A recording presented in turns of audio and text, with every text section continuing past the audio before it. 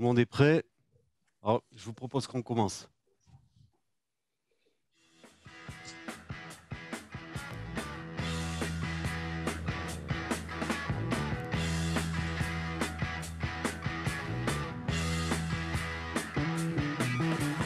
Get your motor running. Il n'est pas au début.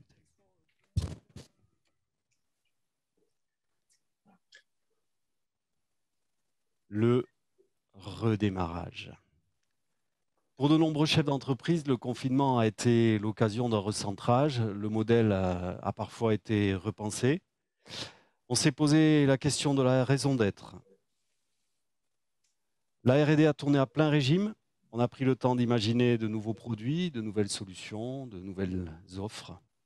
Avec le déconfinement, le marché se réouvre, aussi bien en B2C qu'en B2B, et l'envie de se montrer au grand jour devient pressante. Sauf que cette fois-ci, c'est du sérieux, promis, juré, craché. On ne va pas le faire à vue de nez. On va s'entourer de professionnels. On va consulter une agence conseil. Comme la communication est un des leviers essentiels de développement de l'entreprise et que nous avons à cœur d'investir notre argent si chèrement gagné de la façon la plus efficace possible, le choix s'annonce crucial. Mais comment faire pour ne pas se tromper? Après une rapide recherche sur Google, on se rend compte que ce n'est pas si simple. Alors, combien d'agences doit-on consulter? Comment formuler son besoin à travers un cahier des charges? Au final, quel prestataire sélectionner? Autant de questions auxquelles nous allons répondre dans ce webinaire débat qui durera environ 1 heure. Bonjour, je suis Emmanuel Quérité, copilote de la commission communication du MEDEF Haute-Garonne et président de l'agence Bigapi. Et pour répondre à toutes ces questions, je suis entouré de la présence experte et bienveillante de Pierre-Édouard Elbronner, administrateur du Club de la Com à Toulouse et dirigeant du cabinet 11/10e, spécialisé dans la relation annonceur-agence. Julien Rosé, qui est avec nous à distance, qui est président de l'Union des conseils en communication Grand Sud et dirigeant de l'agence Just Happiness à Montpellier, et Philippe Duhaut, qui est responsable communication et RSE. Bonjour Philippe, chez Bonjour à Orange tous. pour la région Aquitaine et Occitanie.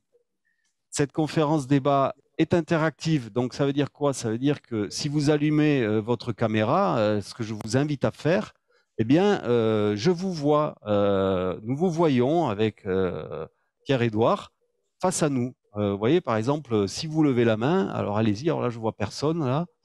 Si vous voulez bien allumer vos caméras, vous voyez le dispositif, on vous le montre depuis la régie, hein, en fait, on voit tous les écrans face à nous.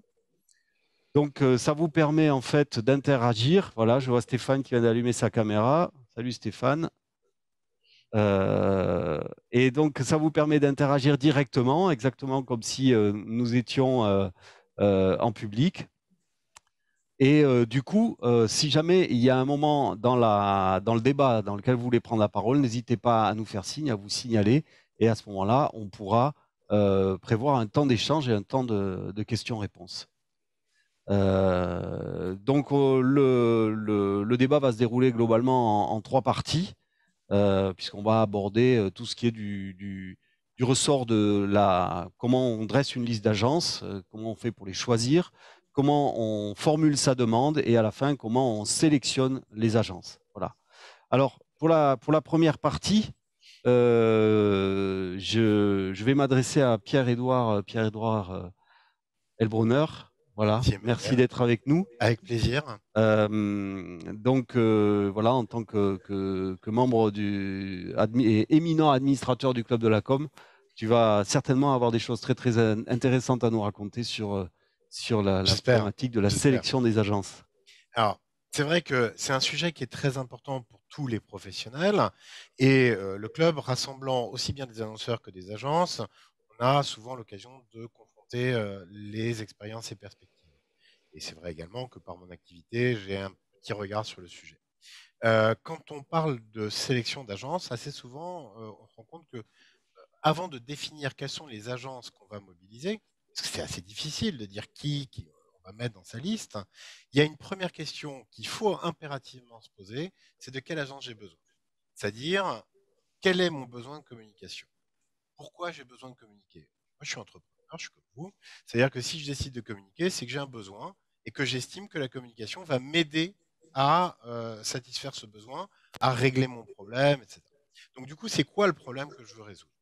Il y a un très gros travail qui est assez important de définition du besoin de communication, besoin marketing, besoin business, c'est vous qui le définissez, mais de quoi j'ai besoin. Et puis, ça, à la rigueur, on y pense quand même assez facilement.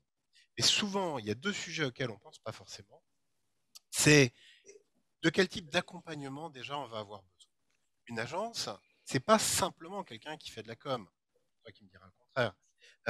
On a, avec une agence, un ensemble de services, on a des personnes qui vont dans le quotidien pouvoir vous accompagner, vous apporter des conseils, vous éclairer sur tel ou tel sujet lié à votre marché, lié à un nouvel outil que vous maîtrisez peut-être pas. Et donc, on va avoir besoin de cette capacité d'accompagnement de l'agence, qui va au-delà de la capacité à répondre à un besoin purement marketing ou communication. Et puis, il y a aussi le fait de savoir si l'agence, elle a le volume d'équipe suffisant pour faire face à votre besoin.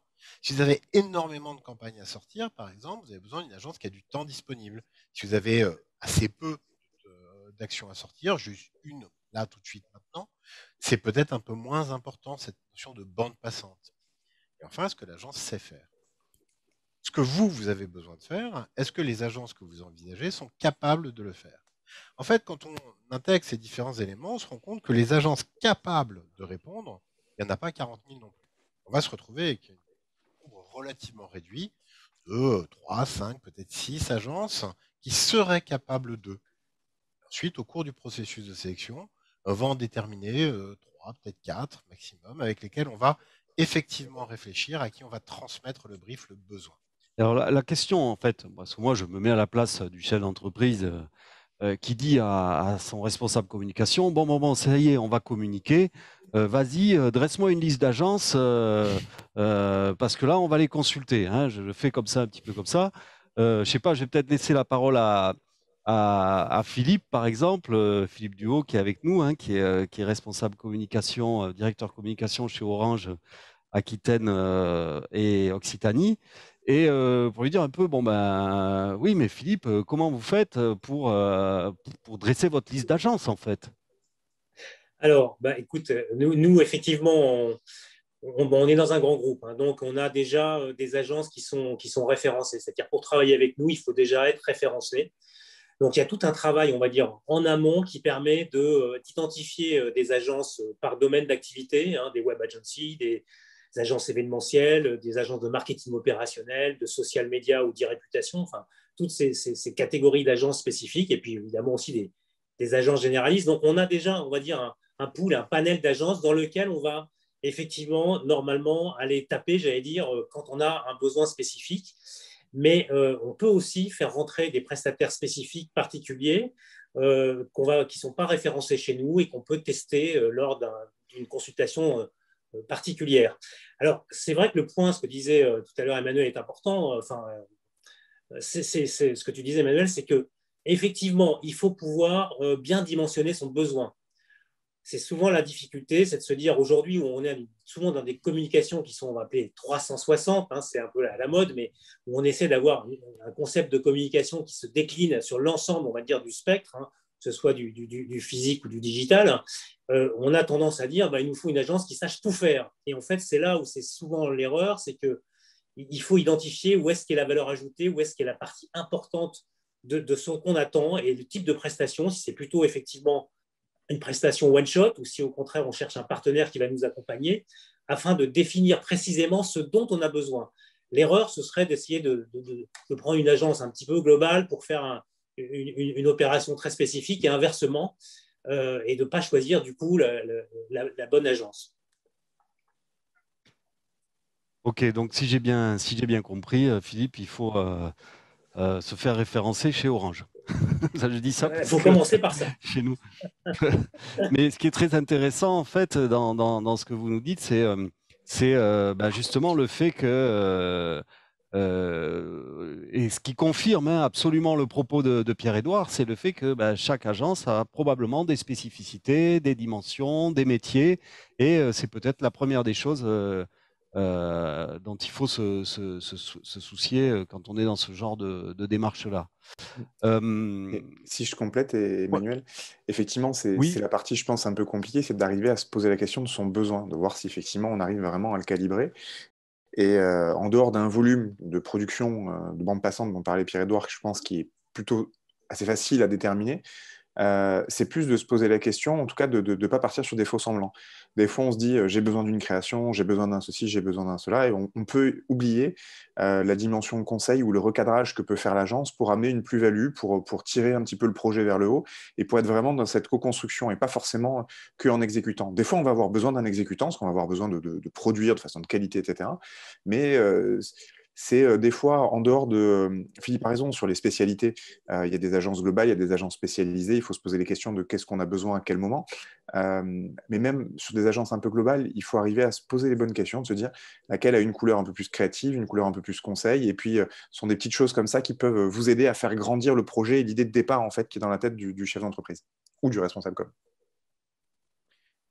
on le voit bien. Oui, Et Pierre-Édouard, tu veux effectivement, intervenir. Julien a tout à fait raison de pointer la chose, c'est que euh, le besoin que vous identifiez immédiatement, et j'ai peut-être du temps de partir directement là-dessus d'ailleurs, est pas forcément le vrai besoin.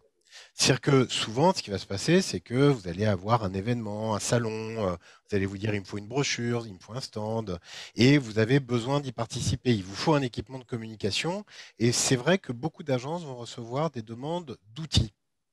Et ce que pointe Julien avec raison, c'est que derrière la demande d'outils, il y a aussi quelle image vous voulez transmettre de votre entreprise, comment vous allez la différencier de vos concurrents, comment vous allez mettre en avant ce que vous faites est magique et particulier.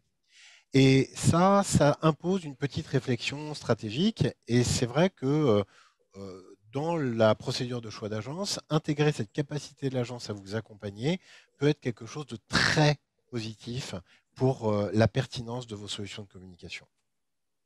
Alors, je voudrais juste, là, ce qui est très intéressant, en fait, et je vais m'en servir pour faire une transition avec notre thème suivant. On y reviendra peut-être, hein, si certains ont des questions, évidemment, on y répondra.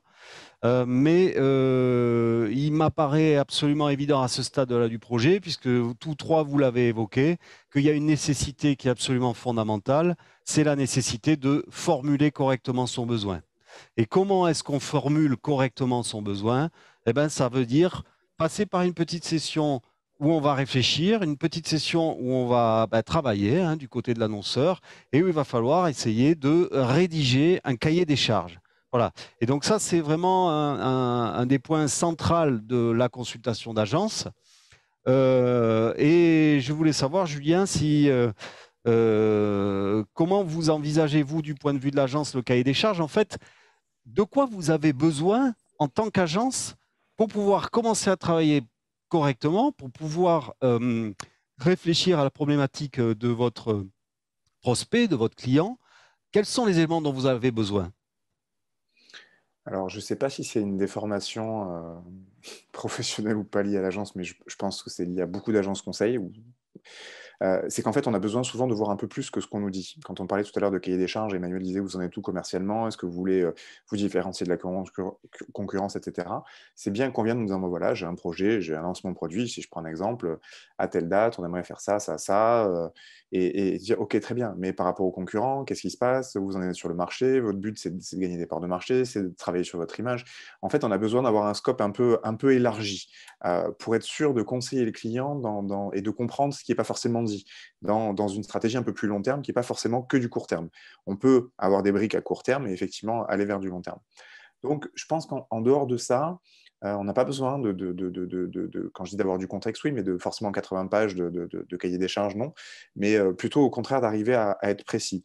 Voilà notre besoin, on sort un lancement de produit, voilà ce qu'on imagine, on a besoin d'être accompagné là-dessus. Les éléments qu'on va attendre, c'est du conseil, de la stratégie, du social media, de la création, peu importe en fonction de ce dont on a besoin. Ça permet de suite effectivement de définir un périmètre et tous les éléments attendus pour pouvoir faire le travail. Alors, vous allez me dire que c'est assez compliqué d'être exhaustif au moment du cahier des charges, mais c'est aussi le boulot de l'agence ensuite de revenir à la charge avec des questions si justement il y a des zones d'ombre. C'est souvent un boulot qui doit commencer chez l'annonceur pour se poser les bonnes questions, mais c'est aussi le travail de l'agence d'arriver à poser les questions qui n'auront pas été mises sur la table, à challenger, à discuter, à approfondir pour être sûr d'identifier la petite chose qui va faire la différence et qui va nous permettre de viser juste. Donc tous ces éléments-là sont importants, y compris la partie budgétaire.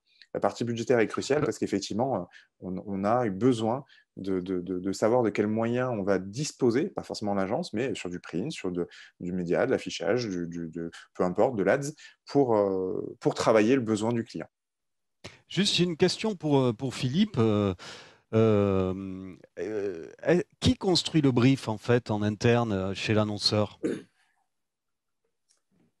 Alors, le brief est construit souvent à plusieurs mains, hein, c'est pas une seule personne. Donc, il y a effectivement je dirais le donneur d'ordre. Souvent, nous-mêmes, en tant que responsable de la com en interne, on est presque une agence intégrée, c'est-à-dire qu'il y a pas mal de clients internes qui viennent nous demander effectivement de les aider dans leur communication, que ce soit une communication commerciale, une communication interne, toutes sortes de communications, bien sûr. Donc, nous, déjà, on demande et on les aide à formuler leurs besoins, donc à travailler déjà à un brief, justement pour qu'on évite d'avoir ce que disait tout à l'heure Pierre-Édouard, quelqu'un qui dit bah, je voudrais une vidéo pour faire ceci ou cela. Donc, nous, ce n'est pas le problème. On dit bah, on pose la chose à plat en disant une vidéo, c'est un moyen, mais finalement, quel est ton message? Qu'est-ce que tu veux faire passer? Est-ce que tu as une problématique particulière? Quelle difficulté? À qui tu t'adresses, quand tu veux le faire, voilà. Et tous ces éléments-là vont permettre à nous, au niveau de la direction de la communication, de formuler le brief. Après, on sera en mesure nous-mêmes, effectivement, de pouvoir le porter ensuite vers une agence. On a besoin, pour ce type de communication, du conseil ou effectivement de prestations d'agence. Et donc, on va nous-mêmes formuler ce brief. Donc, c'est un travail un peu itératif qui est fait de manière interne et qui implique plusieurs personnes. Alors, ce qui est important, c'est de savoir que finalement, et ça, c'est un élément important, c'est-à-dire qu'au moment où on va briefer l'agence, il faut que la personne qui briefe l'agence soit celle qui finalement va porter le projet et va être décisionnaire là-dessus. Donc, ce n'est pas toujours possible, mais en tous les cas, on s'efforce à ce que ça le soit parce que c'est important que finalement, ce que disait Julien est important, c'est-à-dire que derrière, il y a souvent derrière ce qui est écrit, le non-dit, finalement, des objectifs sous-jacents qui sont aussi importants que les objectifs affichés. Donc, on a besoin de cet échange, de cette compréhension pour pouvoir, pour une agence, ensuite bien appréhender le brief et apporter une bonne réponse.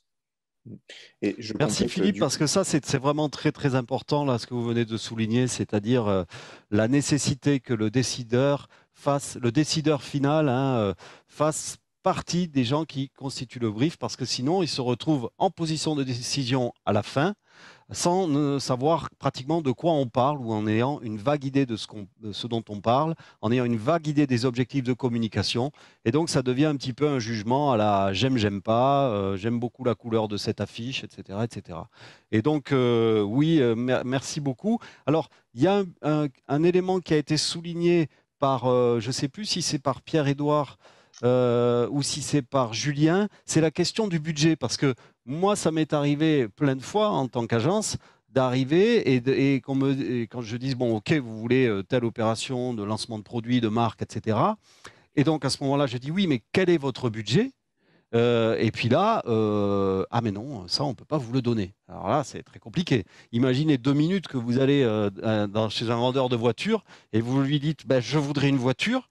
Et le gars, il vous dit, OK, quel est votre budget? Et là, forcément, vous dites, bah non, c'est secret, je ne peux pas vous le dire. Donc là, bon, on a un petit problème, hein. Donc la question du budget, elle est fondamentale. Est-ce que quelqu'un veut en parler, Pierre-Édouard, Julien? Pourquoi c'est important, en fait, de donner son budget quand on est annonceur aux agences qu'on va consulter? Bah, en fait, c'est un peu comme pour l'histoire de voiture que vous avez évoquée, c'est du bon sens. Imaginez que vous cherchiez un logement et que vous ne donniez pas votre budget. Bon, bah, il y a des chances que l'agence immobilière revienne et vous propose le château de Versailles.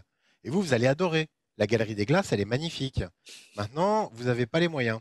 Et vous allez pouvoir vous payer quelque chose de sympathique, hein. C'est pas forcément un F2 en palo, mais c'est quand même quelque chose qui ne va pas correspondre. Mais la galerie des glaces, elle vous a plu. Vous allez vouloir la faire tenir dans votre F2. Et là, ça ne va pas marcher. Elle ne va pas avoir le même effet. Elle ne va pas avoir le même impact sur votre activité, sur votre vie quotidienne, etc. Et vous allez être déçu. Et l'agence, elle va être déçue également, parce que la belle idée qu'elle avait construite, elle va se retrouver complètement sabotée. Et elle va gâcher une belle idée. Quand on ne donne pas de budget, le risque numéro un, c'est de se retrouver avec quelque chose qui va être largement au-dessus de nos possibilités. Mais il y a presque un autre risque que moi, je qualifierais de pire, qui est en fait que l'agence, elle n'ose pas. Souvent, quand un annonceur ne donne pas de budget à l'agence, l'agence, elle a peur d'être hors limite. Et dans un contexte d'appel d'offres, être hors limite, c'est éliminatoire. Donc du coup, elle va avoir parfois tendance à être prudente. Et donc à proposer quelque chose qui est très petit bras. Et forcément, au moment de la présentation, l'annonceur s'est dit quoi? Tout ça pour ça? Enfin ça, j'aurais pu y penser tout seul, j'ai pas besoin d'une agence. Et là, tout le monde se retrouve à avoir perdu du temps, de l'énergie. On n'a pas, côté annonceur, le problème qui a été réglé. Donc on se retrouve toujours avec notre problématique marketing sur les bras. Et côté agence, on a perdu du temps. Donc moi, je dis, il faut donner un budget, parce que le budget, c'est le cadre dans lequel on va pouvoir travailler. Il y a un point également sur lequel je voulais revenir, et aussi bien Julien que Philippe l'ont à juste titre pointé, c'est qu'en fait, un brief, un cahier des charges, c'est un document qui est co-construit. Co-construit en interne annonceur, en impliquant la plupart de ceux qui vont travailler sur le sujet ensuite, ou qui sont concernés par l'apport de l'agence. Et puis, c'est souvent également co-construit avec l'agence par les questions qu'elle pose. Lors des appels d'offres, pour des raisons de neutralité, pour des raisons d'objectivité, je vois souvent des annonceurs qui hésitent à autoriser les questions. Ou, quand ils les autorisent, partagent les questions avec toutes les agences. Alors ça, je vous dis attention. Autorisez les questions parce que c'est comme ça que l'agence va justement mieux vous comprendre, mieux régler votre problème. Les réponses, en revanche, donnez-les à l'agence qui les a posées. Il y a deux types de questions. Il y a celles qui concernent l'organisation de l'appel d'offres, les délais, la forme des rendus, des choses comme ça. Ça, vous pouvez partager. Mais il y a d'autres questions qui sont sur le problème que vous voulez résoudre, le public que vous voulez toucher, ce qu'il y a de super dans votre offre que vous voulez mettre en avant. Ça, ces questions-là, c'est des raisonnements stratégiques que l'agence a menés et ça lui appartient. Vous ne pouvez pas les partager. Il faut faire attention à ça parce que sinon, ce que vous risquez, c'est que les agences osent plus poser de questions. Et au final, c'est vous qui allez être pénalisé parce que vous n'aurez pas la réponse à votre problème. C'est ça. Merci. Et Emmanuel, Merci. si Oui. je peux compléter effectivement sur un truc, je rejoins à 2000% le budget. Je ne vais pas redonner un exemple, mais on ne parle pas du budget de l'agence. On parle du budget global en communication. Il faut savoir que l'agence, ensuite, elle va faire en transparence une proposition. Elle va dire, bah, tiens, on va mettre de l'affichage ou de la radio ou faire une plaquette ou faire un événement. Mais si on ne sait pas de quel budget on dispose pour les travaux, comme un architecte pour une maison, on ne va pas savoir quel levier on peut activer. Et donc, ce n'est pas de se dire, je vais choisir un prestataire, mais essayer de se dire, je vais choisir un partenaire qui va me conseiller et qui va m'aider à obtenir ces objectifs-là. Donc, c'est très, très vrai. Et pour aller plus loin sur la question du brief, du cahier des charges, en fait, vous avez évoqué pas mal des choses importantes. Et ce qui est sous-jacent là-dedans, c'est que ça prend du temps. Ça prend du temps à une agence et ça prend du temps à un chef d'entreprise ou à un responsable com. Du temps, c'est ce dont on manque tous. Donc, c'est important que le chef d'entreprise ou le responsable soit intégré dès le départ, comme tu l'as dit, pour éviter le pas j'aime pas, mais en plus de dire si on n'est pas d'accord avec le brief, on ne peut pas être d'accord avec la réponse qui est apportée par l'agence. C'est impossible. Donc, en fait, on part mal dès le début. Le cahier des charges, c'est vraiment la base. Et le dernier point du cahier des charges qui est important, Pierre-Édouard en a parlé rapidement, c'est les livrables et les timings. C'est indispensable pour qu'une compétition se déroule dans des règles saines et les mêmes pour tout le monde.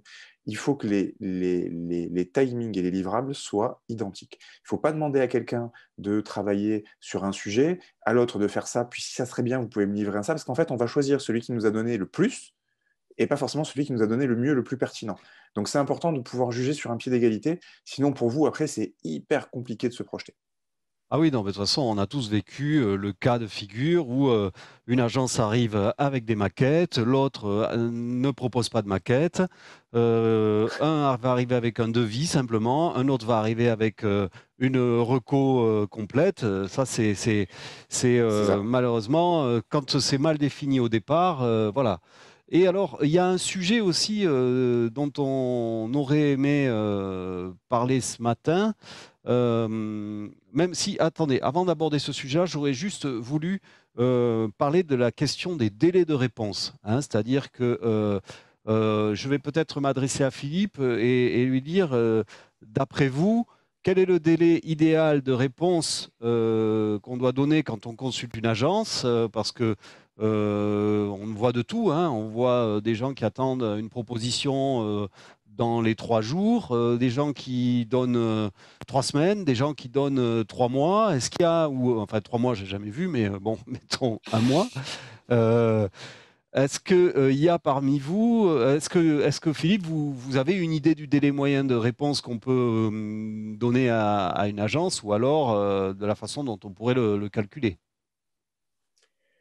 Ça dépend évidemment de l'ampleur du projet, mais en général, effectivement, c'est quand même autour de 3 semaines, 1 mois pour avoir un premier retour. Sachant qu'avant, évidemment, d'être chez Orange, j'ai travaillé longtemps dans des grands groupes de communication en agence et j'avais moi-même monté une agence. On sait bien que de toutes les manières, on travaille sur on va dire sur une proposition quasiment la dernière semaine. Hein. Quand on reçoit le brief, on le met de côté, on réfléchit doucement, et puis ensuite, au dernier moment, on s'y met. Donc, de toutes les manières, on s'y met au dernier moment en agence. Donc, bon, laisser un peu de temps quand même pour laisser maturer, aussi beaucoup aujourd'hui pour pouvoir constituer l'équipe de réponse. Hein. Une agence, c'est souvent un agrégat de compétences, qui soient internes ou freelance. Donc déjà, pour organiser le travail et la réflexion, ça demande un peu de temps. Donc voilà, après, laisser trop de temps non plus, ce n'est pas une bonne chose parce qu'effectivement, l'agence repousse finalement son travail au dernier moment et finalement, tout le monde a perdu du temps et ce n'est pas forcément mieux. Moi, je dirais, oui, c'est ça, un délai moyen d'environ 3 semaines, 3 semaines, 1 mois, c'est bien. Effectivement, ça dépend du livrable, mais il faut bien se dire que quand une agence va recevoir un cahier des charges, elle va le lire normalement la première semaine. Elle ne va pas le laisser stocker, etc. Elle va le lire, elle va regarder ce qu'il en est. Donc, il y a le planning et les urgences de la semaine qui sont en train de gérer. Et ensuite, il faut faire de la place sur le planning pour le traiter. Donc, on va commencer à rentrer dedans, à constituer l'équipe, à rentrer dans le brief, à se poser des questions. Et là, ensuite, on va poser les questions à l'annonceur. Donc là, on va approcher la 2e semaine. Et en fait, tant qu'on n'a pas posé ces questions-là, comme a dit Philippe, on n'attaque pas en fait le début de réponse. Donc, de fait, les choses se décalent. Il ne faut pas se dire, effectivement, ils ont 3 semaines temps plein effectif pour répondre. C'est largement suffisant. Mais c'est de dire, effectivement, il faut que ça rentre dans les plannings, qu'on ait cette disponibilité-là, qu'ils en prennent connaissance, qu'ils puissent nous poser les questions, regarder de quoi il en est et ensuite commencer à travailler. Et c'est ça qu'il faut que ça donne. C'est que ce n'est pas 3 semaines effectifs, c'est que 3 semaines passent très très vite, effectivement. On est plutôt en 2e semaine sur les questions déjà. Ouais, et d'ailleurs, pour rebondir sur ce que dit Julien, qui me semble très intéressant, c'est que souvent, effectivement, le brief, on a besoin pour une agence et pour l'annonceur qu'il soit un peu digéré et rediscuté. C'est-à-dire qu'il y ait une étape intermédiaire d'échange avant, effectivement, la présentation finale. Parce que souvent, effectivement, c'est en travaillant sur le brief qu'on commence à avoir des questions qui remontent, à avoir des interrogations, à avoir besoin de précision, d'échanger. Et donc ça, je trouve que c'est important pour un annonceur d'accepter ces temps d'échange intermédiaires avant la présentation définitive.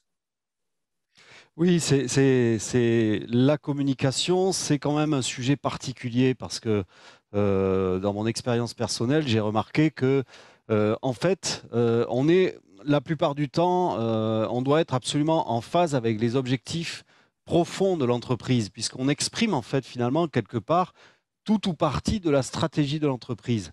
Et donc, il y a cette nécessité d'une très très bonne compréhension de la problématique de l'annonceur pour pouvoir y répondre de la façon la plus correcte et surtout la plus efficace possible.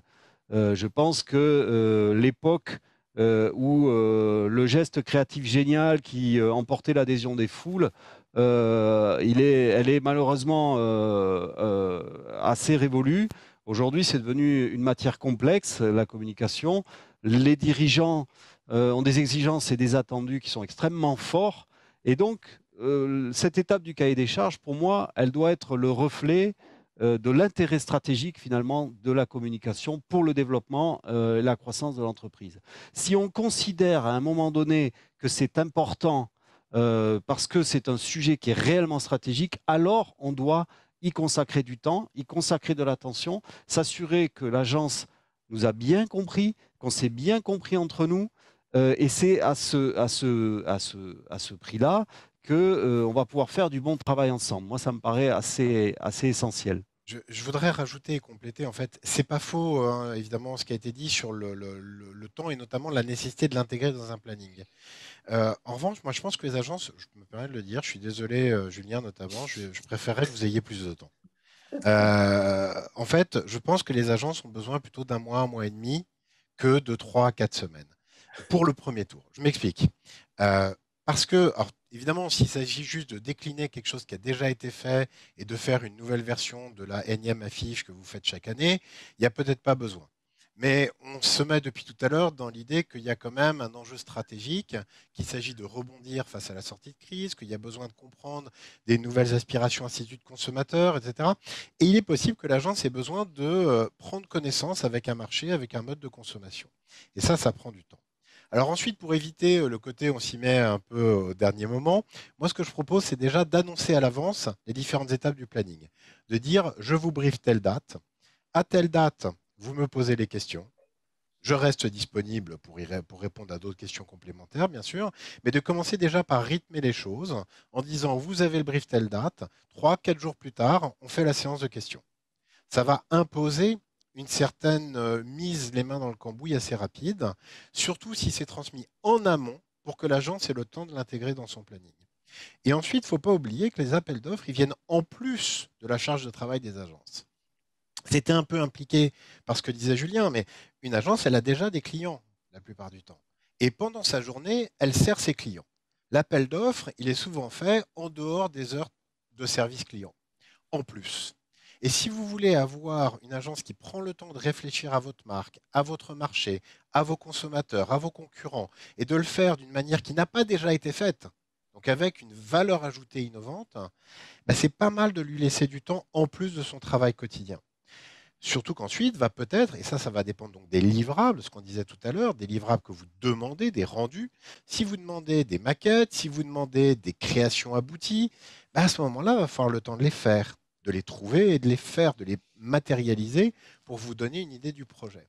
Et donc c'est pas mal, je crois, hein, de lui donner un temps peut-être un peu plus élevé, mais cadré, en disant j'attends ça de vous à tel moment, j'attends ça de vous à tel moment, on se verra pour ça à tel moment. Bref, d'occuper ce mois et demi que vous lui donnez, mais en lui donnant suffisamment de temps pour que votre appel d'offres ne vienne pas parasiter la charge de travail normale de l'agence et qu'il ne soit pas traité un peu par-dessous la jambe parce qu'on n'a pas le temps. Alors justement, on se rend compte là que finalement, répondre à un appel d'offres, c'est quand même beaucoup de boulot. Que ça fait intervenir plusieurs métiers de l'agence, que ça prend du temps, que parfois on lance des études, que parfois on paie des freelances, que parfois on fait appel à des compétences extérieures, etc., etc. Et tout ça, ça fait beaucoup, beaucoup de travail.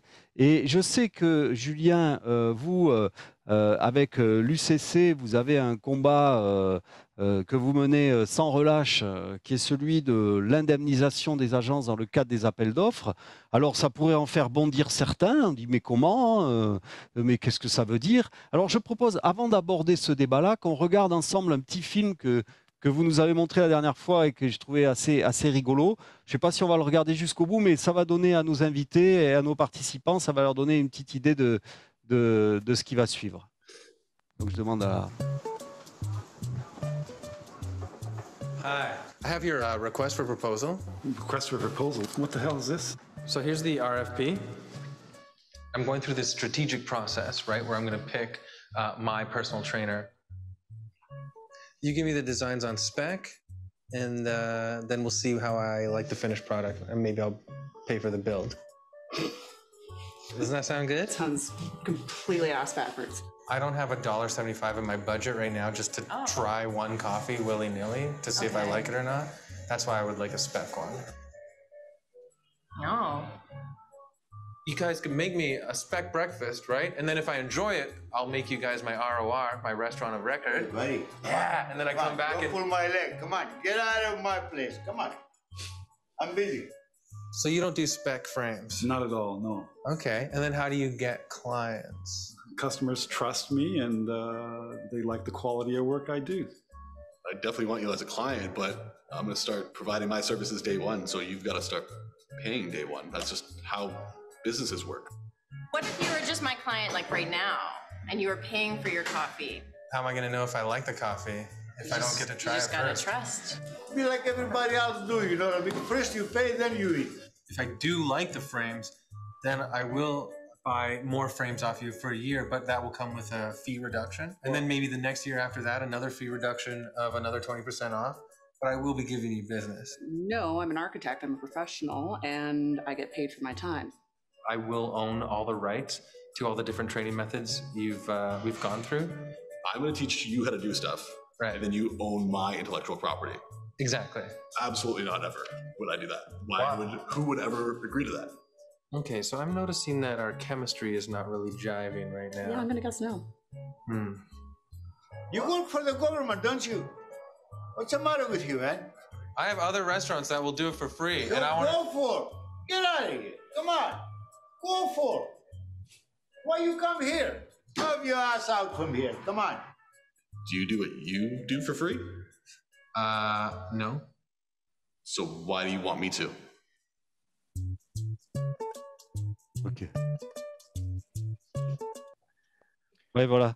Donc, toute ressemblance avec des faits existants ou ayant existé serait vraiment une pure coïncidence, hein. Je dois dire que parmi les 6 ou 7 situations qui sont évoquées dans ce clip, je crois que j'ai à titre personnel, en tant que dirigeant d'agence, je crois que j'ai le bingo gagnant, hein. C'est-à-dire j'ai à peu près vécu toutes ces situations côté agence. Alors, voilà. Donc, bon. On est conscient, bien sûr, de la problématique des annonceurs, hein, et comme tout chef d'entreprise, on fait attention à notre argent. Malgré tout, dans les deux sens, c'est valable. Julien, qu'est-ce que vous pouvez nous dire à ce sujet? Quel est aujourd'hui le combat de l'UCC à ce sujet? C'est un vaste sujet. Effectivement, c'est assez bien expliqué en dérision et de façon simple par ce film qui est fait par une agence canadienne et qui doit y avoir une dizaine ou une quinzaine d'années et qui est toujours d'actualité, donc je rejoins.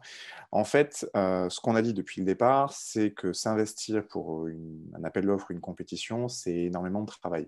Effectivement, on va avoir des ressources à mobiliser en interne, en externe, etc. Il faut, pour préciser, distinguer 2 types de consultations. Les consultations, vous avez besoin de rencontrer une agence, vous avez besoin de discuter avec elle, vous avez besoin de voir ce qu'elle fait, ses références similaires, se présenter, lui demander un devis, et ça vous suffit pour choisir.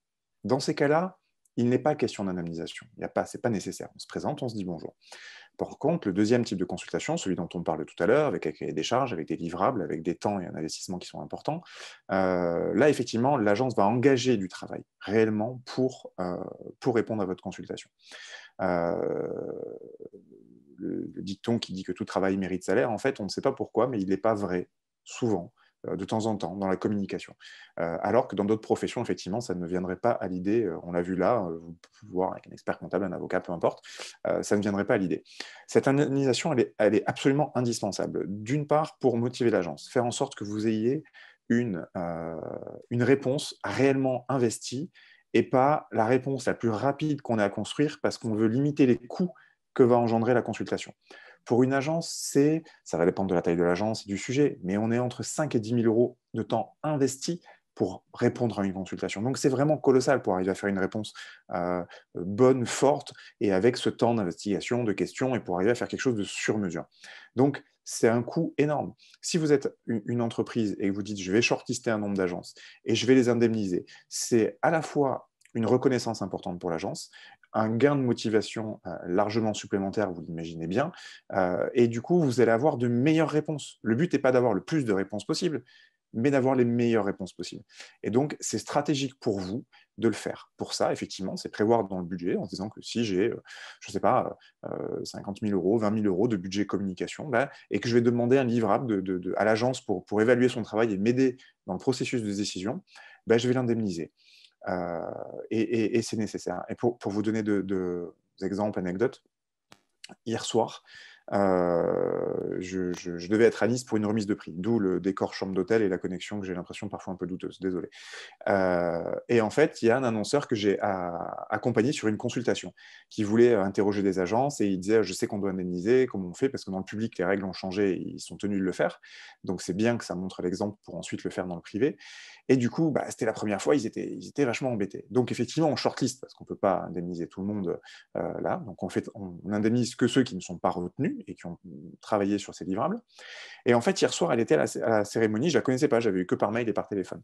Et donc, elle est venue me voir en me disant, écoutez, merci beaucoup pour les conseils. En fait, la consultation s'est super bien passée, on a été remerciés par toutes les agences, ils se sont sentis considérés, on a vraiment eu un travail de qualité, la compétition s'est très bien passée, donc merci. Et voilà. En fait, c'est ce qu'il faut comprendre, c'est se dire qu'il y a les deux aspects. Il y a l'aspect de ce dont l'agence a besoin et ce que l'agence demande, mais aussi ce que ça vous apporte en tant qu'annonceur. Ça vous apporte une meilleure réponse, ça vous apporte plus d'investissement, ça vous apporte un partenaire qui va s'investir et se défoncer pour votre projet, pour votre réussite. On dit souvent qu'en fait, vos objectifs deviennent les nôtres, parce que c'est comme ça qu'on travaille en agence de communication pour faire grandir nos clients. Donc si en fait d'un côté vous vous investissez pas, il y a des chances que de l'autre côté il y ait un peu moins d'investissement aussi. Donc du coup on n'est plus sur du gagnant-gagnant, mais du gagnant-perdant ou du perdant-perdant dans le pire des cas pour vous aussi, et donc ça marche moins. Et si je vais devenir rationnel, parler de chiffres, parce qu'il y a plein de façons, il y a deux autres façons de voir les choses, à des chefs d'entreprise, si je vous dis effectivement, parce que dans le public il faut indemniser 80% de la demande, si je vous dis qu'en fait sur un budget de 10 €, vous allez investir 8 € de temps passé en interne, externe, peu importe, pour espérer en gagner 2, n'importe quel chef d'entreprise normalement constitué va dire « jamais de la vie », comme on l'a vu dans le film. Si par contre on vous dit « voilà, j'ai un budget de 10 €, mais je vous garantis 8 ou 7, et par contre si effectivement vous remportez, vous allez avoir ces 10 € et la différence, bah là le delta il n'est pas le même. Donc, c'est important de voir aussi la communication comme un investissement et pas comme une dépense. Si c'est une dépense, c'est un coût et les coûts, ça se réduit. Alors qu'un investissement, ça se développe, ça se travaille, ça se peaufine. Et du coup, c'est important de le voir comme ça.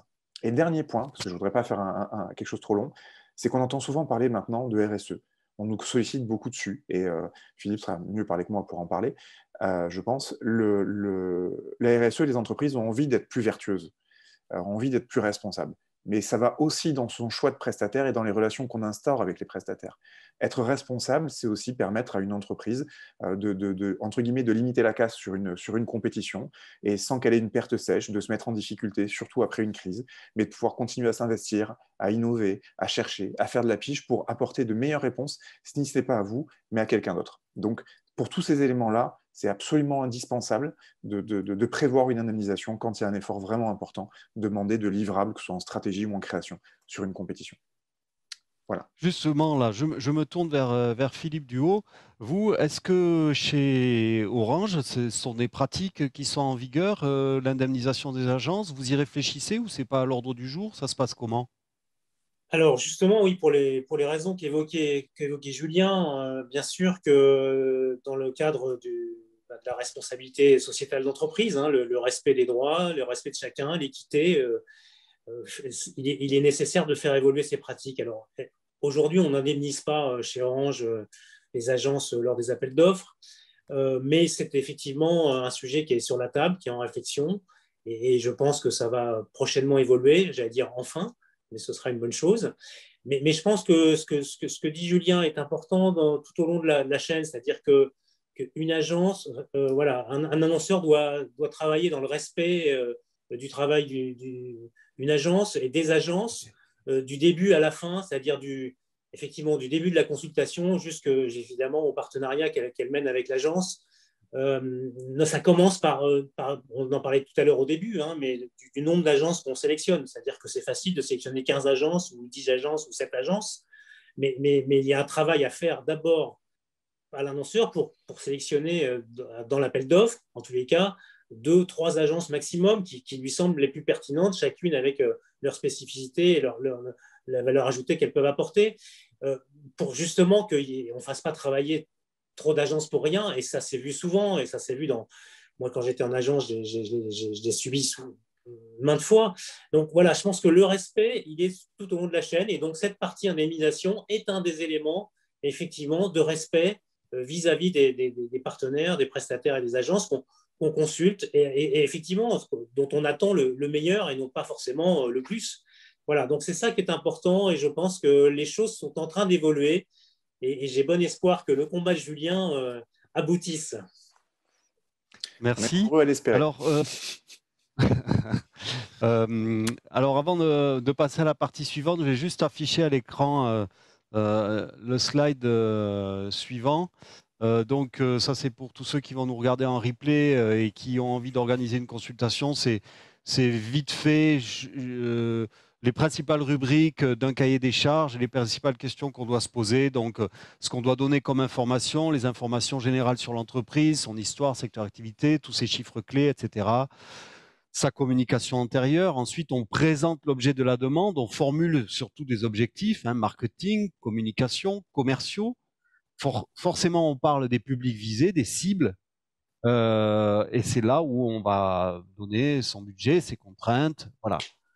Est-ce qu'on a besoin de services complémentaires en termes de suivi, en termes de formation, en termes de voilà, toutes les clauses juridiques, les délais à respecter, les clauses de cession des droits, les pénalités en cas de non-respect des délais, les tribunaux compétents en cas de litige. Bon, c'est des mots qu'on n'aime pas trop, mais enfin, il faut quand même y penser. Et puis tout ce qui sont modalités de paiement, parmi lesquelles, pourquoi pas, l'indemnisation. Et ensuite, les modalités de réponse, le calendrier des réponses. Quand est-ce que je dois fournir ma réponse? Qu'est-ce que je dois fournir comme document? De quoi va être constituée ma réponse? Est-ce que je dois présenter des références? Est-ce que je dois avoir des normes de qualité, des labels, etc., etc. Ça fait partie des choses importantes. Alors, on va peut-être maintenant aborder la dernière partie et probablement la plus importante de ce webinaire, c'est faire son choix. Voilà, ça y est, la consultation, elle est venue. Vous avez réussi à trouver vos agences, vous avez formulé votre cahier des charges, elles ont été interrogées. Maintenant, comment on choisit? Philippe, Hugo, comment vous faites en fait pour choisir l'agence qui va remporter le Graal? Eh bien, déjà, on le voit bien, je pense qu'il y a beaucoup de choses et on l'oublie tout souvent qui se jouent lors du brief à l'agence, lors de la consultation et dans les échanges qu'on peut avoir éventuellement derrière. C'est-à-dire qu'une agence, un annonceur, voilà, c'est une question aussi humaine de relation, de sentir le partenaire avec lequel on veut travailler. Donc déjà, de voir quand le brief a lieu, que la personne qui vient, c'est finalement celle qui va ensuite prendre le compte, qui va travailler sur la proposition et qui va ensuite gérer la relation. Ça, c'est important. Souvent, il y a des agences qui ont des teams, on va dire, de pitch, qui vont faire qui vont prendre le brief et qui vont pitcher, puis ensuite, ils passent le dossier à une autre équipe qu'on n'a pas vue. Donc ça, ce n'est pas du tout possible. Et pour un annonceur, c'est important d'avoir tout de suite cette relation dès la prise de brief. Parce qu'on sent tout de suite ceux qui sont dans le sujet, qui posent les bonnes questions. Et je pense que c'est une partie du travail déjà se fait là. Il ne faut pas se mentir, il ne faut pas attendre simplement la présentation finale pour se dire bon, on va tout jouer sur ce moment-là. Non, ça commence déjà avant. Et donc ça, c'est vraiment important de l'avoir en tête. Ensuite, il y a effectivement des grilles, évidemment, qu'on se met quand on sélectionne une agence. En fait, on y va à plusieurs personnes. Il y a la partie achat qui va s'intéresser vraiment à suivre, on va dire, le cahier des charges et notamment la partie quanti autour des prix, évidemment, ça c'est incontournable. Et puis des clauses un peu juridiques qu'il peut y avoir, dont on a évoqué tout à l'heure. Et puis il y a le prescripteur, celui qui demande et qui a le besoin et qui va évidemment avoir un certain nombre de critères. Donc ils sont relativement simples, ces critères, on les connaît déjà. C'est effectivement, est-ce que l'agence a bien compris le brief et a bien, on va dire, restitué la problématique. Parce que dans un brief, il y a toujours une problématique majeure qui ressort, qui n'est pas toujours énoncée clairement dans le brief et qui ressort du brief. Donc, est-ce que déjà l'agence elle a compris ça? Ça, c'est important. Le deuxième point, c'est évidemment la pertinence, bien sûr, de la proposition. Si cette proposition, et ça arrive, on voit des agences qui ont bien compris le brief, et puis on ne sait pas pourquoi, parce qu'ils ont une idée créative farfelue, ils ont une réponse qui est complètement à côté de la plaque. Alors, on ne comprend pas pourquoi, on ne voit pas le lien, mais voilà. Ou alors, il est mal expliqué. En tous les cas, voilà, la pertinence de la proposition par rapport à la compréhension de la problématique, évidemment, c'est un point majeur. Et puis, il y a cette petite valeur à ajouter, cette créativité, cette chose qui sort un peu des sentiers battus, qui fait que c'est souvent le coup de cœur aussi de se dire, oui, tiens, il y a un concept intéressant, il y a quelque chose qu'on n'avait pas vu comme ça, et qui nous apporte quelque chose, une dimension nouvelle, intéressante, une créativité qui joue, évidemment, ça c'est important. Le point aussi, c'est sur la motivation de l'agence. Il y a des agences qui viennent à des consultes et des fois, on se demande ce qu'elles viennent faire là parce qu'elles n'ont pas l'air particulièrement intéressées ni avoir envie de construire une relation et de travailler avec l'annonceur. Donc déjà, la motivation de l'agence et l'implication de l'équipe qui est là, c'est important, ça se sent tout de suite et c'est important. Voilà. Puis après, évidemment, il y a tout ce qui est respect du budget, du planning également. Voilà. Mais je pense qu'on attend beaucoup de l'équipe, de son implication, sa compréhension, son envie de travailler avec nous. Et puis cette capacité peut-être aussi à dépasser un peu le brief, à aller au-delà et voilà, d'ouvrir un peu le champ plutôt que de répondre strictement au pied de la lettre à ce qui est demandé, tu vois, pour avoir une projection, une perspective un peu plus lointaine ou un peu plus large qui peut être souvent intéressante. Et j'aime bien, moi, les agences qui viennent avec, qui ont identifié une problématique qu'ils ont vue d'extérieur. Alors, ils le disent, voilà, nous, on n'est pas chez vous, on n'a pas votre historique, on vous connaît depuis peu de temps, mais en tous les cas, on s'est intéressé à votre sujet, on a été peut-être faire du micro-trottoir, voir comment vos clients vous perçoivent, et on vous propose quelque chose. Nous, voilà, on a identifié une problématique complémentaire à celle que vous avez annoncée, et on pense que c'est comme ça qu'il faudra tourner. L'insight consommateur, ça peut être celui-ci, et même si des fois on n'est pas forcément d'accord, en tous les cas, la démarche est tout à fait intéressante, et on donne envie finalement à l'annonceur de travailler et de construire avec une agence comme ça. Ce qui est très intéressant, Philippe, dans ce que vous nous dites, en fait, et ce qui est sous-jacent, je trouve, c'est finalement le côté relationnel. Finalement, on se rend bien compte que on n'est pas dans de l'achat-revente d'un produit ou quelque chose comme ça. C'est du service. Et donc, au départ, il y a une relation. Pierre-Édouard, je sens que Pierre-Édouard, il bout d'intervenir. Je suis à fond d'accord avec ce qui est en train d'être dit. C'est-à-dire qu'il y a évidemment des sujets qui sont liés au métier d'agence. La pertinence du propos, l'originalité de la réflexion et sa créativité, l'efficacité possible, probable par rapport à ce que l'on voudrait obtenir. Mais il y a aussi le fait qu'on va vivre ensemble. Une relation annonceur-agence, pour moi, c'est une relation de couple. C'est-à-dire qu'il faut bien comprendre qu'on va construire une aventure ensemble, dont les enfants seront des projets créatifs et narratifs et des résultats pour votre activité. Mais dans en gros, toutes les agences sont théoriquement capables de répondre à votre question marketing. La plupart. La question, c'est laquelle sera capable de le faire avec vous. Et c'est très important dans l'ensemble du processus de sélection d'intégrer ce critère de fit, de correspondance entre une équipe, une attitude, une philosophie d'agence et votre propre attitude, philosophie de marque d'entreprise.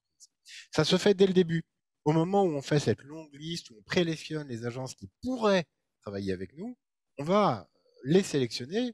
Elles sont toutes compétentes techniquement. On va les sélectionner sur cette envie et sur cette capacité à coopérer avec nous en tant que marque, en tant qu'entreprise, avec notre culture, avec nos références. Et les 3 agences qu'on va garder pour ce qu'on appelle la shortlist, comme l'évoquait Julien tout à l'heure, cette shortlist va effectivement recevoir le brief, va effectivement travailler sur le sujet. Et c'est eux qu'on va évaluer sur donc la pertinence, l'efficacité, l'originalité, etc. de la proposition. Mais on sait qu'avec ces 3-là, on pourrait s'entendre. Et ça, c'est très important. Ne briefez réellement que des agences avec lesquelles vous pourrez réellement travailler, avec lesquelles vous êtes capable de vous entendre de manière efficace. Et puis, il y a la question effectivement contractuelle et financière. Alors que moi, je vois un petit peu différemment. Ce que je vous recommande, c'est de faire en sorte qu'elles n'interviennent pas dans le choix. C'est de mener la discussion sur les honoraires et le contrat en parallèle de la réflexion stratégique pour qu'en gros, on soit d'accord sur l'essentiel des principes de rémunération et contractuelle avant les premières propositions créatives et stratégiques. De cette manière, le choix se fera sur la capacité de l'agence à vous accompagner et pas sur des critères financiers, avec le risque que du coup, il y ait quelqu'un qui fasse une proposition particulièrement alléchante et qui ne se révèle pas capable de tenir par la suite. Voilà, je pense que là, on a quand même pas mal fait le tour de la question. Je pense que s'il y a des chefs d'entreprise qui nous écoutent, eh bien, ils sont quand même maintenant beaucoup plus au fait des bonnes pratiques en matière de consultation des agences. Mais j'aurais une dernière question. Si moi, je suis un chef d'entreprise là, et que là, tout de suite, là, je veux lancer une consultation, mais mon problème, c'est que, mettons que je n'ai aucune culture de la communication parce que je n'ai jamais communiqué jusqu'à présent, comment je fais pour dresser ma première liste d'agences? Parce que, encore une fois, si je tape dans Google, bon, on sait très bien que Google, il y a un peu de tout. Voilà, comment je choisis mes agences? Est-ce qu'il existe quelque part un fichier? Je ne sais pas, moi, comment je fais pour les trouver? Alors oui, il y a des fichiers et il y a des méthodes. Alors, si on parle de fichiers, déjà, très simplement, hein, par exemple, les adhérents de l'UCC, dont fait partie Jérôme, les agences qui sont membres du club de la com, sont tous des professionnels de la région. Parce qu'au passage, c'est très facile de trouver des professionnels nationaux, internationaux. Ils sont dans les annuaires professionnels qui sont édités par les journaux spécialisés. Mais si on veut trouver, et c'est très important dans nos métiers, des partenaires de proximité, c'est effectivement un peu plus difficile. Donc, les syndicats professionnels, les associations professionnelles, comme le Club de la Com, les agences qui ont fait des choses qui vous ont plu. C'est-à-dire que quand vous êtes vous-même en train de rouler en voiture, que vous êtes dans le métro, le tramway, quand vous êtes en train de parcourir votre magazine ou de regarder, de naviguer sur Internet, il y a des publicités qui vont vous interpeller, qui vont vous dire « Ah ouais, non, ça c'est intéressant ». Bon, bah déjà, qui a fait cette pub? Souvent, il y a la signature de l'agence qui est marquée sur l'affiche, sur l'annonce, et vous pouvez la repérer comme ça. Et puis, il y a les prix professionnels. Il y a notamment, par exemple, les trophées de la com Sud-Ouest, qui sont co-organisés par l'APACOM et le Club de la com, qui se tiennent en alternance à Bordeaux et à Toulouse, et qui justement récompensent les meilleures agences de la région. Allez regarder sur le site Trophée de la com Sud-Ouest les gagnants, par exemple, les agences mises en shortlist ou gagnantes des années précédentes, pour voir celles qui ont eu une réflexion qui vous semble intéressante par rapport à votre problème. Et ça, c'est un bon moyen de voir les agences qui sont capables d'apporter une réflexion, c'est de voir celles qui en ont déjà eu. Julien, vous avez des conseils complémentaires? Apparemment, vous étiez en train d'aller recevoir un prix à... C'est ça? Les deux, recevoir et donner, effectivement, c'était félicitations, deux parties de la soirée. Merci.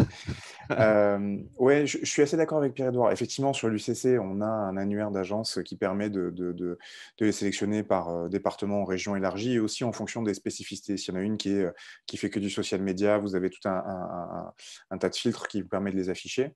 Les prix, ça peut être une solution, mais ça dépend encore une fois de ce qu'on cherche, parce qu'il y a quelque chose d'assez injuste et puis subjectif dans les prix. Des fois on gagne, des fois on perd, mais c'est pas pour autant qu'on ait une année une très bonne agence et l'année d'avant une moins bonne. Il faut vraiment les shortlists aussi. Ouais, voilà, c'est ça. Il faut se poser, voilà, ces questions de ce dont on a besoin, et je suis d'accord, enfin, j'imagine que c'est compliqué, surtout, comme le disait Emmanuel, sur dire, OK, je ne suis pas du métier, je ne sais pas comment faire et comment je fais. Et là, je pense que le piège, c'est de se dire, je veux des livrables, je cherche une campagne, alors qu'en fait, si on n'a pas la maturité professionnelle pour être capable de rédiger ce cahier des charges, on a besoin d'un partenaire à qui on fasse confiance et qui nous aide à travailler main dans la main, avant même de se dire j'ai besoin d'une affiche ou d'un visuel. Parce qu'en fait, on ne sera pas capable d'évaluer la pertinence de l'affiche ou du visuel si on n'a pas le prestataire qui nous aide à le construire. Et pour donner un exemple personnel, on avait fait une consultation il y a déjà 1 an et demi pour un client sur un accompagnement stratégique assez costaud qui a duré 6 mois. C'était prévu que ce soit comme ça. La consultation s'est faite en 2-3 rendez-vous, en discussion, en présentation, et vous voyez les choses comment, et comment vous travaillez, et quelle méthodologie vous envisagez. On a beaucoup parlé, mais on n'a rien livré. Parce qu'en fait, dans notre façon de travailler, sur ce sujet-là, notamment, mais ça devient de plus en plus le cas, et ça peut être rassurant, du coup, Emmanuel, quand on se dit « je suis chef d'entreprise et je ne suis pas à l'aise avec ces sujets-là », c'est la co-construction. Et se dire que quand on vient sur de l'accompagnement stratégique, quand on est des groupes un peu plus structurés comme Orange, je veux dire, il y a j'imagine aussi ces phases de co-construction, mais on est déjà plus à l'aise sur qui on est, sur ce qu'on veut être comme marque. Mais quand ce n'est pas le cas, ce n'est pas l'agence de vous dire voilà qui vous devez être. C'est pas comme ça que ça fonctionne, c'est pas logique. L'agence va avoir une vision différente, elle va faire un pas de côté, elle va avoir un angle de vision plus large, mais elle a besoin de votre connaissance métier, votre connaissance terrain. Et du coup, dans ces phases de co-construction, c'est travailler des méthodologies où l'agence et l'annonceur travaillent ensemble sur le brief, sur les choses à construire. Et là, dans ces cas-là, en fait, la consultation, c'est être capable d'identifier celle qui va vous accompagner, en qui vous aurez confiance pour grandir et évaluer là-dessus, plus que celle qui va être capable de faire votre plaquette. Votre enjeu, il est ailleurs. Merci Julien. Je pense que est-ce que des personnes, parmi les personnes qui nous écoutent, ont des questions? Je ne vois pas de questions. Nous avons fait peut-être Babacar, oui? Oui, vous avez une question. Mais évidemment, j'avais une question. Moi, je suis annonceur Voilà, et il m'arrive de temps en temps de consulter des agences de com et des agences marketing pour mon besoin. Je suis un pur player, donc j'ai une activité essentiellement en ligne. Donc le digital, pour moi, sur l'acquisition client, c'est extrêmement important. Et donc, très souvent, lorsque j'ai des retours, je demande en contrepartie, parce que je suis quelqu'un qui est très novice, on va dire, en communication, et je demande à ce qu'on me transmette peut-être des retours un peu chiffrés sur des succès, des réussites liés à mon secteur d'activité. Donc, très souvent, j'ai très, très peu de retours, et ça ne me met pas en confiance, on va dire, et ça ne me donne pas les billes nécessaires pour pouvoir faire confiance à l'agence, quoi. Qu'est-ce que vous pensez Donc, d'un annonceur qui réclame comme ça des réussites par secteur? alors, Alors, alors, pardon, hein, mais vas-y. je vais vous laisser Ouais. la parole, Pierre-Édouard. Pour ma part, je trouve ça normal. Voilà, hein, à la condition que ce qu'on appelle les indicateurs clés de succès aient été définis au départ. C'est-à-dire qu'on soit bien d'accord au départ sur ce qu'on va aller chercher à travers la campagne en question. Est-ce que c'est de la notoriété? Est-ce que c'est de l'image? Est-ce que c'est des flux commerciaux, du trafic, hein, si c'est du digital pur? Est-ce que c'est du clic? Est-ce que c'est du lead? Est-ce que c'est, voilà. Il faut bien définir ça au départ et que la stratégie ait été déterminée. Ce qui est gênant pour une agence, en fait, c'est qu'on demande des métriques sur des objectifs qui n'auraient pas été définis au départ clairement.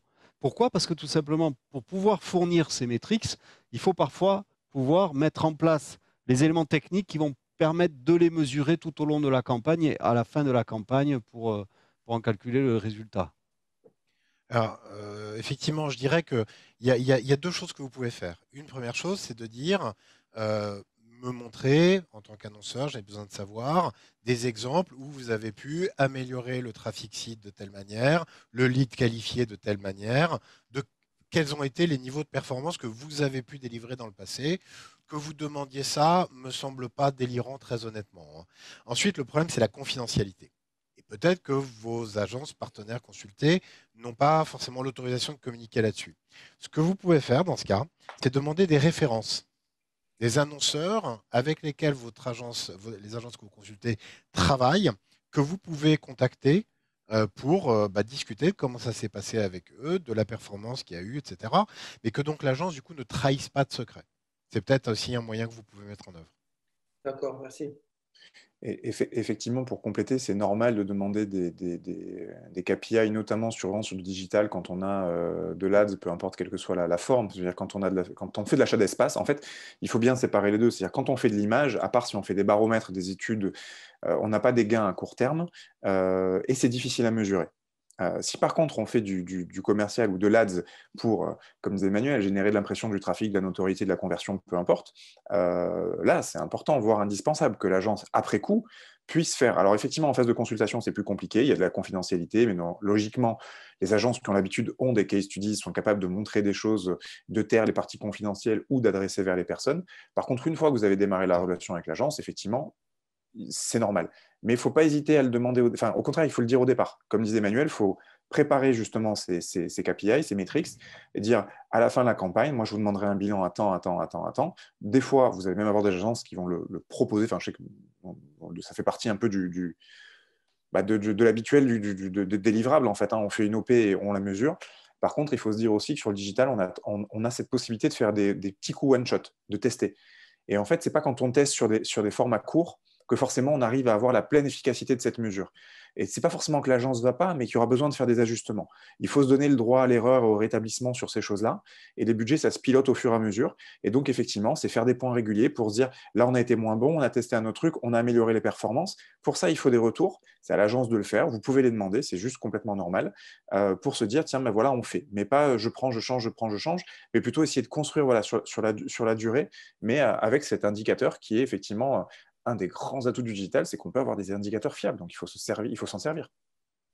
Après, il y a quand même quelque chose qu'il faut quand même dire haut et fort, c'est que aujourd'hui, on ne peut pas s'engager fermement sur des résultats à la virgule près, pour la simple et bonne raison que plus on va se rapprocher de la quête du lead et de la performance économique, Et plus les résultats vont être incertains dans la mesure où c'est, pour moi, l'analogie avec mes décennies de carrière, ça se rapproche un peu du marketing direct, en fait. C'est-à-dire qu'il n'y a pas de science exacte.